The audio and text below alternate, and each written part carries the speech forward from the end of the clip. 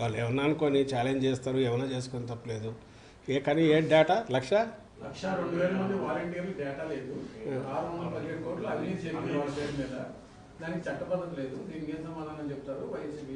ఏమన్నా అర్థం ఉందా? పోనీ మీరు అడగండి, ఏందా పూర్తి విషయం చెప్తే ఏదో ఎవడన్నా దానికి ఎక్స్ప్లెనేషన్ ఇవ్వగలడు. ఎక్కడ లేదు 670 కోట్లు ఎక్కడ అవినీతి జరిగింది? అదే ఇంతకుముందు ఒకసారి నాదెండ్ల మనోహర్ అనే వ్యక్తి చెప్పాడు, పెన్షన్లలో అవినీతి, పెన్షన్లు కిందికి పంపడం ద్వారా లేని పెన్షన్లకు ఇన్ని కోట్లు తినేశారని. అసలు సాధ్యమేనా? ఇప్పుడు 3,000 అయింది, అంతకుముందు 2,700 అయ్యి 3,000 పెన్షన్ ఇంటింటికి పంపించి క్యాష్ వసూలు చేసుకుని వెనక్కి తీసుకోగలరా? గవర్నమెంట్ అట్లా చేయగలరా? ఒకవేళ అట్లా చేయగలిగితే 14 ఏళ్ళు ఆయన అదే చేసినాడా? అంతకుముందు ఉన్న ప్రభుత్వాలు, ఇప్పుడు కేంద్రంలో ఉన్న ఆ ప్రభుత్వం లేదా మిగిలిన రాష్ట్ర ప్రభుత్వాలు అదే చేస్తున్నాయా? ఏ ప్రభుత్వం అయినా చేయగలదా? ఇవన్నీ ఎవరికి ఇది చేయాలని? కేవలం మీడియా ఉంది చేతిలో, ఆ పచ్చ మీడియా ఒకటి ఉంది, వీళ్ళు ఏం కూస్తే అది రాస్తారు, లేకుంటే అది వేస్తారు. అవన్నీ పట్టుకొచ్చేసి జనం కన్ఫ్యూజ్ కావాలనేది వాళ్ళ ఆశ. కానీ జనం చూడరా, వాళ్ళకి ఆ మాత్రం తెలియదా? వీళ్ళ ఇంగితం లేని మాటలో వాళ్ళకు లోపల ఉండే ఇదంతా బయటకు ఎక్కడం, ఏవైతే చంద్రబాబు నాయుడుకి లక్షణాలన్నీ ఉన్నాయో అవన్నీ జగన్మోహన్ రెడ్డి గారికి ఆపాదించాలని చూస్తున్నారు. అవన్నీ ఆపాదించేటట్టు చూసుకొని రాయడము. దాని మొన్నెప్పుడో నాకు నవ్వు వచ్చింది లోకేషన్ అతను మాట్లాడుతుంటే. ఎప్పుడో రాజశేఖర రెడ్డి గారు 99 తర్వాతలోనూ అపోజిషన్లో ఉన్నప్పుడు చంద్రబాబు నాయుడుకు శాపం ఉంది, ఒక్క నిజం చెప్పినా ఆయన తల 1000 ముక్కలు అవుతుంది, ముందు శాపం ఉందని. లోకేష్ ఆ మాట జగన్మోహన్ రెడ్డి గారి గురించి అంటున్నాడు.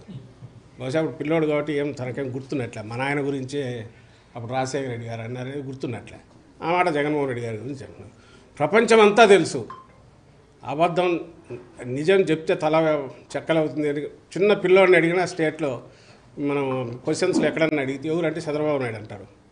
అంతగా అందరికీ తెలిసిన వ్యక్తి చంద్రబాబు నాయుడు.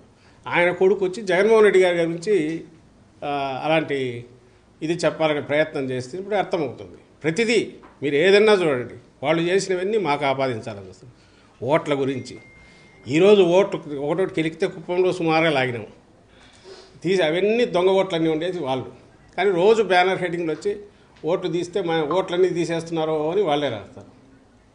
అలాగే కొత్త ఓటు చేర్చే దగ్గర కానీ ఇంకోటి కానీ హడావుడి చేసి ఒక లేని ఏదో క్రియేట్ చేయడము, అది ప్రజలు నమ్మబలికేటు ఆ పేపర్లలో రాయడము, తద్వారా ప్రజలను ఇంప్రెస్ చేయాలని చూడడం, ఇది తప్ప వాళ్ళకు వేరే పనే లేదు. దీని బదులు ప్రజలకు ఏదన్నా సేవ చేసి కానీ 4 ఏళ్లలో ఈయన ఇంత చేసి చూపాడే, ఫస్ట్ టైం సీఎం, మేము 14 ఏళ్ళలోనే ఎందుకు చేయలేకపోయాం, ఈ ఆలోచనలు మాకు ఎందుకు రాలే అనే పశ్చాత్తాపం కానీ ఇప్పుడైనా మేము చేస్తామని నమ్మవలికేటు వేసే ప్రయత్నం చేయకపోగా లేనివన్నీ క్రియేట్ చేసి అబద్ధాలన్నీ మాట్లాడి ఎట్నో అట్లా ఇది చేసి మిస్లీడ్ చేయాలి ప్రజలను అనేది నన్ను చేస్తున్నారు. ఆయనకు తెలిసిన విద్య అది ఒకటే చంద్రబాబు నాయుడుకు అదే చేస్తున్నారు.